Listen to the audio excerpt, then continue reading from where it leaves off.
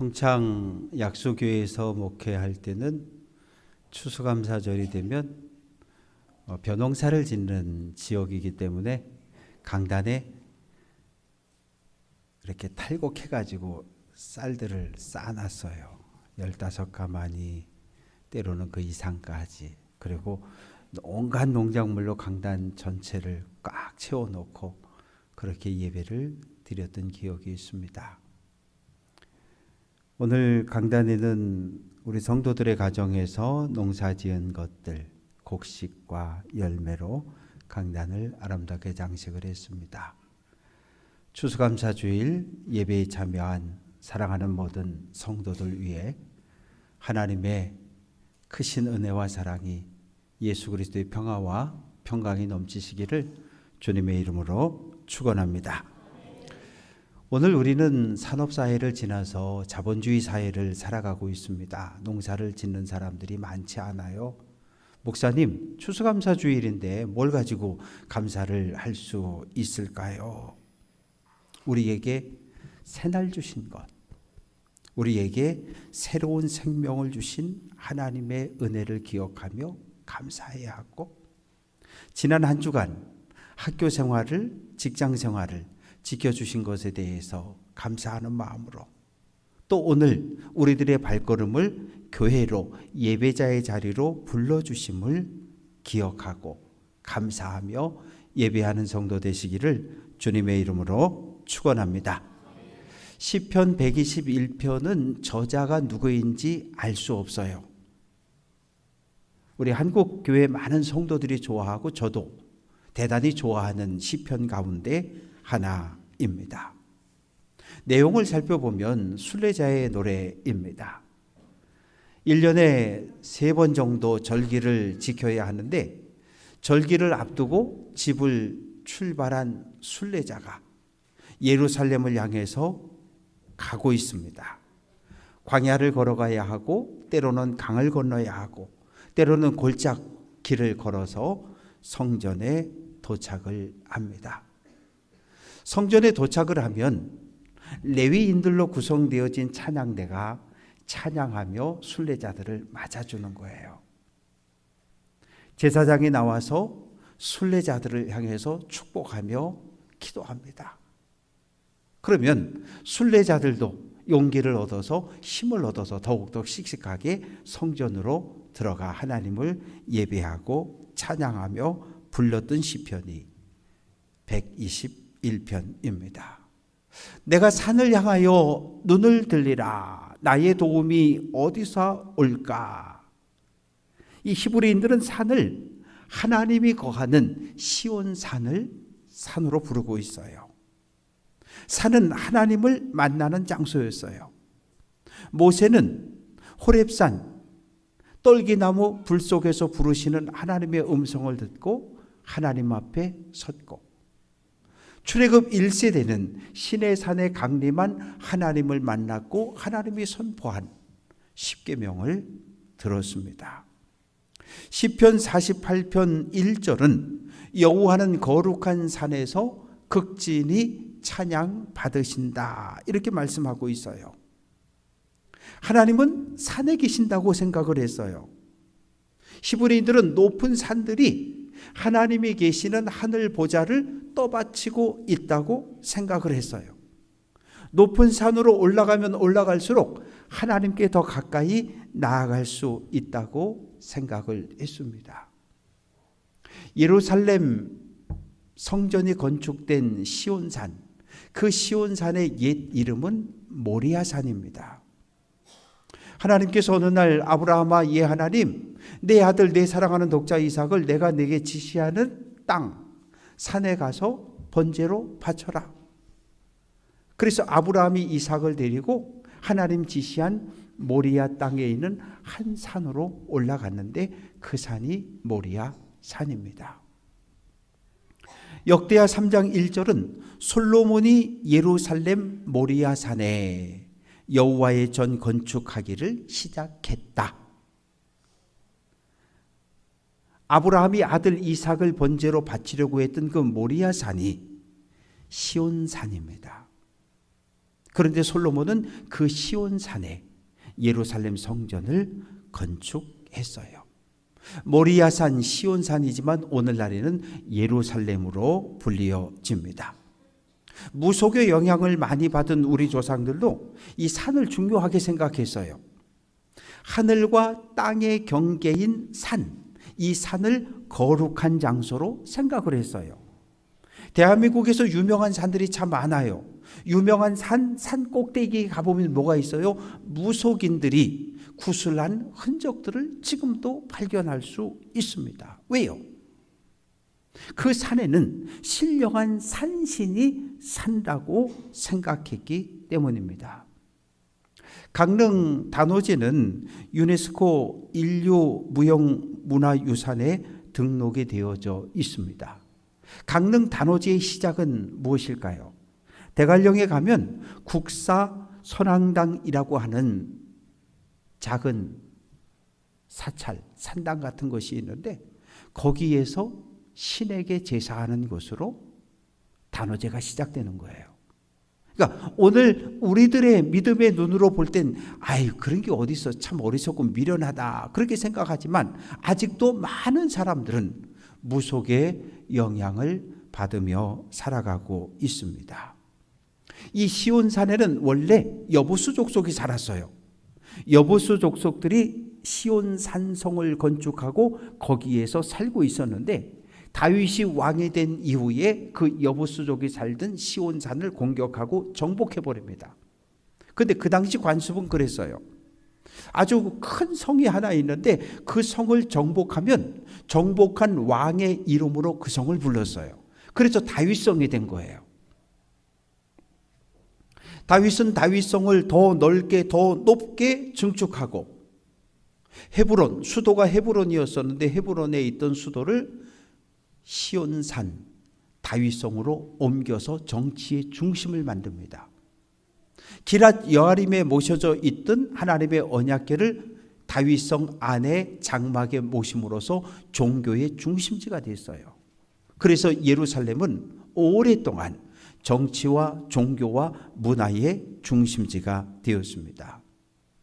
예루살렘은 평화의 도시입니다. 느헤미야 1장 7절은 내 이름, 하나님의 이름을 두려고 택한 곳 예루살렘으로 돌아오게 한다고 말씀합니다. 예루살렘의 위치는 대단히 중요해요. 북쪽에 있는 메소포타미아 문명과 남쪽에 있는 애굽의 문명이 서로 충돌하는 장소가 예루살렘이 있는 가나안 땅이었어요. 오늘날 2023년 10월 7일 시작되어진 하마스의 공격으로 시작되어진 이스라엘과 하마스의 전쟁으로 인해서 6만 6천이 넘는 많은 사람들이 목숨을 잃었어요. 1차 휴전이 발효되었지만 언제 또 전쟁이 터질지 아무도 모르는 그런 긴장 상태에 놓여져 있습니다. 성경에서 사는 하나님의 뜻을 깨닫고 결단하는 장소입니다. 예수님 겟세마네 동산에 올라가셨어요. 그리고 기도하십니다.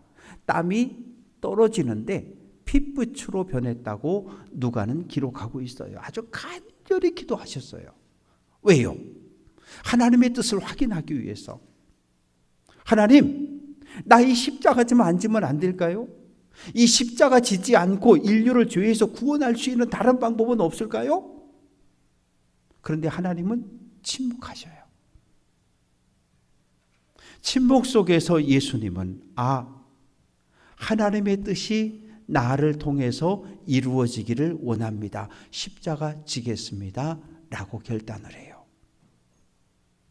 기도의 마지막은 내 생각, 내 뜻을 내려놓고 하나님의 뜻을 내 뜻으로 받아들이고 순종하는 것. 그것이 기도의 결론입니다. 나의 도움이 어디서 올까?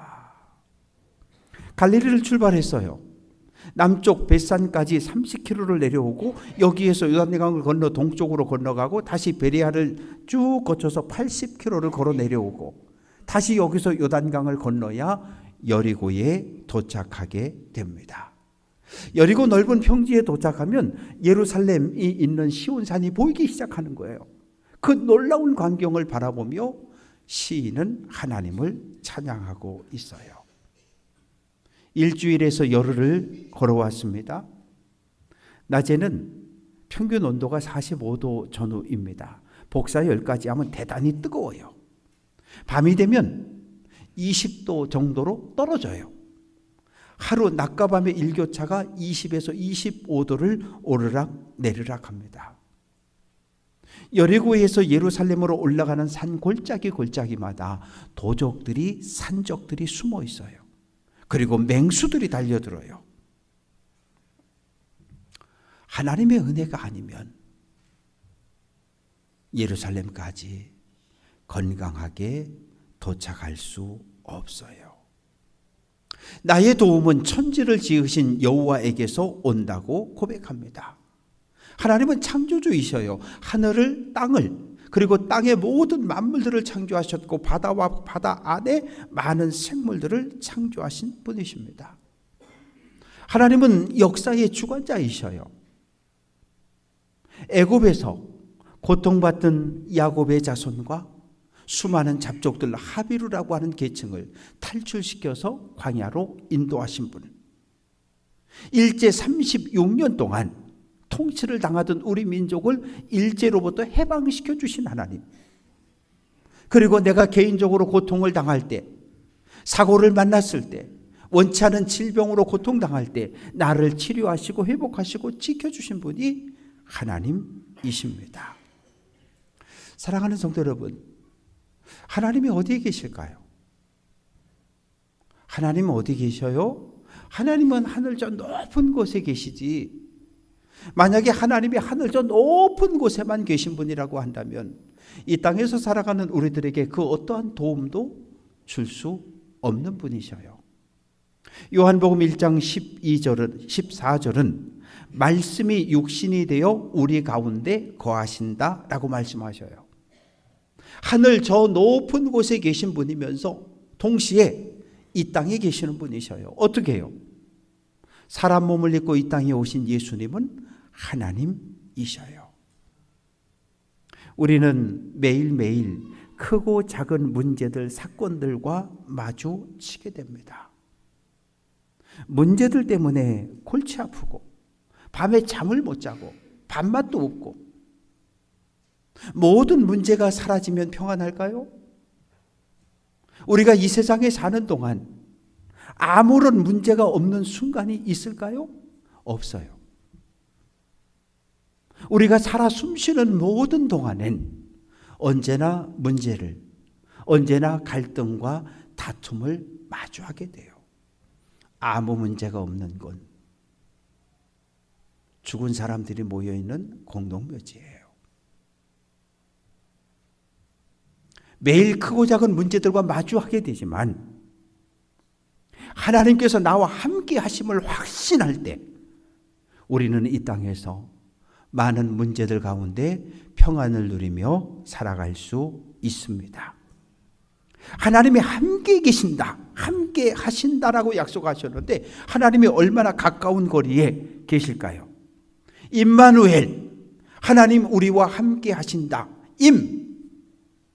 히브리어 임은 사람이 이렇게 걸어가다 보면 부딪힐 때가, 어깨가 부딪힐 때가 있잖아요. 어깨가 서로 부딪힐 정도로 가까운 거리를 임이라고 하는 거예요.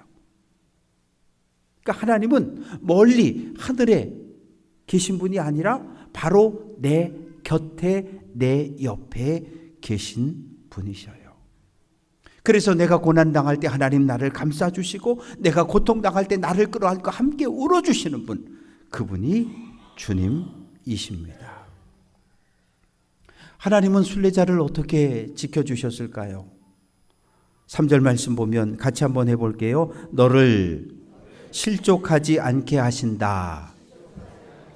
실족이라고 하는 건 다리가 흔들려서 중심을 잃어서 넘어지는 걸 실족한다 그래요. 우리 교회 성도들이 올해 좀 실족하신 분들이 많아요. 뭐 가정에서 넘어지시고, 일터에서 넘어지시고, 식당 갔다가 넘어지시고. 이제 넘어지면 안 돼요. 왜? 60, 70 넘어져서 뼈가 부러지면 삶이 행복하지가 않아요. 너무 오랫동안 고통과 괴로움을 겪어야 해요. 그래도 감사한 건 넘어지고 다치셨던 분들이 한 분 한 분 회복되어져서 오셨어요. 우리 김마리아 권사님도 오늘 오셨고 정지가 권사님도 오늘 오셨고 얼마나 감사한지 몰라요. 순례자의 길은 고속도로처럼 평탄하고 넓은 길이 아니에요. 골짜기 발에 걸려 넘어지기도 하고 움푹 파인 곳에 걸려 넘어지기도 하고. 여리고에서 예루살렘은 30km밖에 안 돼요. 그런데 너무 가팔라요. 지중해 수면을 기준으로 여리고는 지하 땅속으로 250m 아래에 있는 도시이고, 인류 역사를 보면 8,000년에서 10,000년 전부터 사람이 살았다 그래요. 그리고 여리고는 반대로 해발 780m, 760m. 그러면 이 편차가 1,000m예요. 1,000m인데 30km니까 계속 꼬부랑 가파른 언덕길, 40도, 45도, 50도 가파른 언덕길을 걸어 올라가야 해요. 계속해서 올라가는 거예요. 다리가 힘이 풀어지고 자칫하면 넘어지고 다칠 수가 있어요. 그래서 감람선을 넘어 예루살렘 성전을 바라다 보는 이 순례자들의 마음은 가슴이 들고 뛰는 거예요. 하나님께서 오늘 나와 함께 하셔서 내가 여기까지 왔다는 거예요. 하나님의 돌보심이 아니었다면 난 여기까지 올 수 없었다는 놀라운 믿음의 고백을 합니다. 이스라엘을 지키시는 이는 졸지도 아니하시고 주무시지도 아니하신다. 세상에서 가장 무거운 것이 무엇일까요? 정답 중에 하나가 내 눈꺼풀입니다. 사람이 이 졸리기 시작하면 이 눈꺼풀이 감기기 시작하는데 이걸 막을 방법이 없어요. 뭐 손 가지고 이렇게 들기도 하고, 뭐 누구는 예전에 뭐 성냥개비를 잘라서 이렇게 하기도 했다. 이건데 이거 막을 수가 없어요. 막을 수가 없어요. 우리 모두는 연약함을 가지고 있어요. 그래서 때로 졸기도 하고 때로는 잠을 자기도 하고요. 저도 예전에 생각해 보니까 이 운전하다가 졸음운전해서 꽝 해가지고 사고를 낸 적이 저도 있었어요. 안 졸려고 그랬는데 저도 모르게 깜빡 졸았어요. 근데 하나님은 안 조신다는 거예요. 시편 115편 9절은 여호와는 너희의 도움이시라. 하나님은 나리라는 거예요. 하나님은 우리를 보호하시고 지켜주시는 분. 하나님은 졸지도 눈도 깜빡거리지도 않고 주무시지도 않고 우리 교회를 지켜주시는 분. 부모와 자녀의 관계는 어떠합니까? 창세기 44장 30절은 아버지의 생명과 아이의 생명이 서로 하나로 묶여 있다 그래요. 맞는 이야기죠. 할아버지 할머니의 생명이 아빠 엄마에게 이어졌고 아빠 엄마를 통해서 누구에게? 손자 손녀에게로 이어져 있어요. 할아버지로부터 3대 4대가 모두 하나의 생명줄로 묶여져 있는 거예요. 그래서 자녀의 문제, 손주의 문제를 놓고서 할아버지 할머니 아빠 엄마가 아파하며 고통스러워하는 거예요. 왜? 하나의 생명줄로 연결되어진 가족이기 때문에요. 부모가 자녀의 인생을 마지막까지 책임질 수 있을까요? 답은 없어요. 어느 부모도 자식을 낳고 양육하기는 하지만 마지막까지 책임을 져줄 수가 없어요.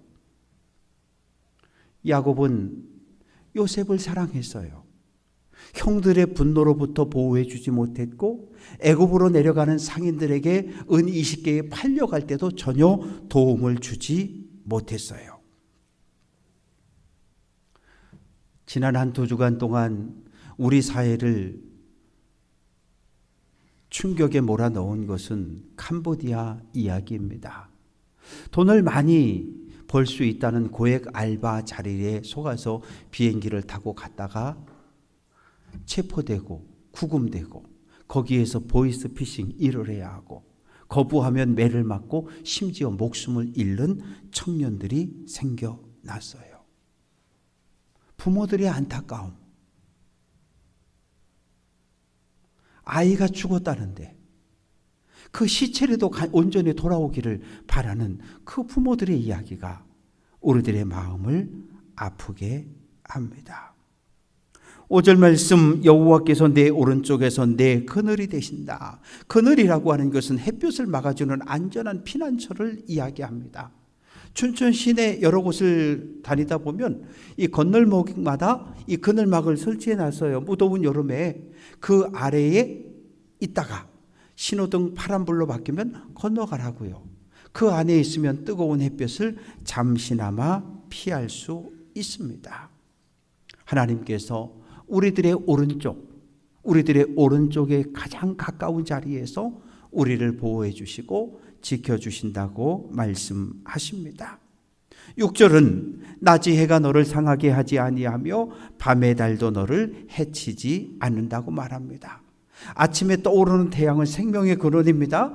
이 태양을 통해서 모든 생명 있는 것들이 성장하고 생육하고 열매를 맺어갑니다. 그러나 사막, 광야에서 정오에 떠오른 뜨거운 태양은 사람의 목숨을 빼앗아 가기도 해요. 탈수, 탈진, 목숨을 빼앗아 가기도 합니다. 낮에는 45도 넘는 그 뜨거운 무더운데 밤이 되면 20도, 25도까지 뚝 떨어져요. 하루에 일교차가 20에서 25도까지 납니다.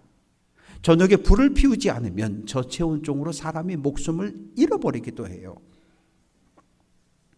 고대 사람들은 달빛이 사람의 몸과 사람의 정신에 나쁜 영향을 준다고 생각을 했어요. 하나님은 어떤 분이십니까? 낮에 뜨거운 햇빛에서 쓰러지지 않도록 지켜주시고 밤의 추위와 두려움에서 우리를 보호해 주시는 분이십니다. 우리는 이제 가을을 지나 겨울의 문턱에 서 있어요. 내일 모레부터 영하로 떨어진다는 소식이 들려지고 있습니다.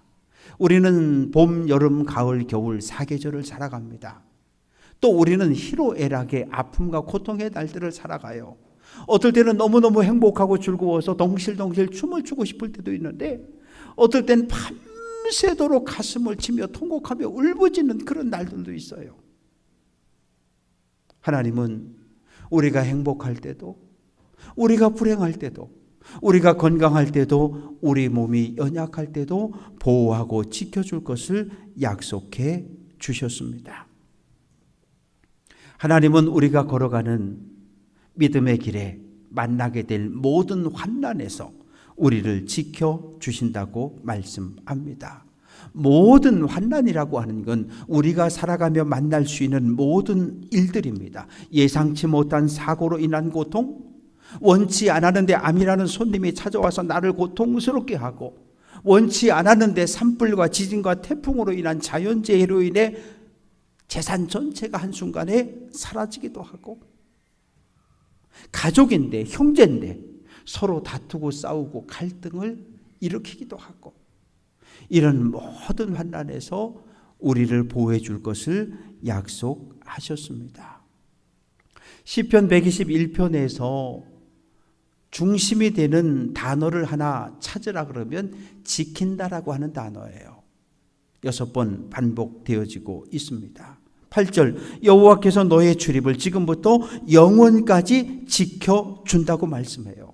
그저 나갔다, 입 들어오고 아무것도 아닌 것 같죠? 아니요, 대단히 중요한 거예요. 신명기 28장 6절은 내가 나가도 복을 받고 들어와도 복을 받는다.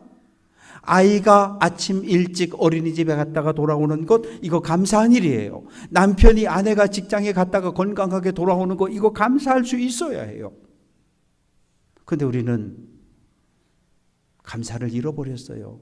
왜? 그거 당연한 건 줄 알아요. 뭐 당연한 거 아니야? 어린이집 갔다가 돌아오는 것 당연한 거지. 학교 갔다가 돌아오는 거 당연한 거지. 아니, 그렇지 않아요. 제가 만났던 한 부부가 있었어요. 평생 교직에서 일하셨고 퇴직하셨어요. 자녀들은 다 결혼했고요. 어느 날 퇴직한 선생님들이 모여서 대형 버스를 하나 대절해서 온천을 갔습니다. 아침에 남편이 집을 나가면서 아내에게 인사해요. 여보, 나 갔다 올게요. 여보, 잘 갔다 와. 버스를 타고 온천에 도착했습니다. 온천 문을 열고 들어갔는데 심장마비로 쓰러졌어요. 사모님, 심장마비로 남편께서 쓰러지셔서 원주 기독병원으로 가고 있습니다. 딱 2시간. 당연한 거 없어요. 일상의 삶이 매일매일 반복되는 것 같지만 일상의 삶에서 감사할 수 있어야 돼요. 매일매일 매 순간의 삶에 감사할 수 있어야 해요.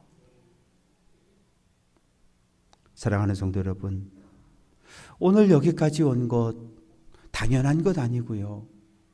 내가 뭘 잘해서가 아니고요. 하나님의 은혜였음을 기억하고 감사하는 성도 되시기를 주님의 이름으로 축원합니다. 감사는 과거에 나에게 베풀어 주신 하나님의 은혜를 기억할 때 우리는 감사할 수 있어요. 어제까지 동행해 주신 하나님이 오늘도 내일도 새로운 미래에도 나와 동행해 주심을 확신하고 오늘 눈앞에 보여지는 어려운 환경들, 슬픈 환경들, 불행한 환경들에 빠지지 말고 나를 감싸고 나를 보호하시고 내 곁에서 지켜주시는 하나님을 바라보며 믿음의 길을 끝까지 달려갈 수 있는 귀한 성도들 될 수 있기를 주님의 이름으로 축원합니다. 오늘 발걸음을 멈추지 마십시다. 하나님의 나라 천국까지 믿음의 발걸음을 끝까지 달려 순례자의 길을 마치고 하나님 나라에 들어갈 때 천군 천사가 나와서 우리를 찬양하며 맞이해 줄 그 나라를 꿈꾸면서 믿음의 길을 마지막까지 달려 승리할 수 있는 귀한 성도들 될 수 있기를 주님의 이름으로 축원합니다.